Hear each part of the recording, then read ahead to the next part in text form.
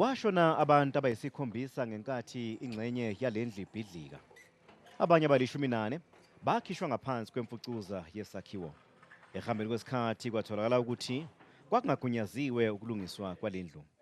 Kunethemba-ke lokuthi le khomishana izoza neimpendulo ngokwenzeka. We want to make sure that the regulations that we have, are they sufficient? Are they in place in order to make sure that this doesn't happen again?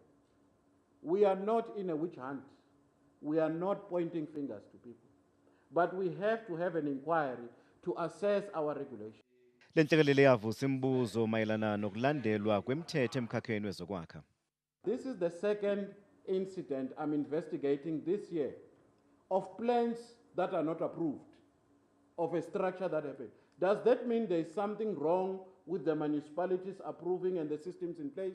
This is for this commission to find out. Are we having enforcement enough? Isigcawu sale khomishana silindeleke ukuba siqale ngomhla ka-29 ku-Okthobha nokubhekeke ukuba sidonse isonto lonke. Inkampani yezokwakha iRomicon, abasebenzi bayo, onjiniyela kanye nomnikazi wendlu yayilungiswa balindeleke ukuba bethule ubufakazi.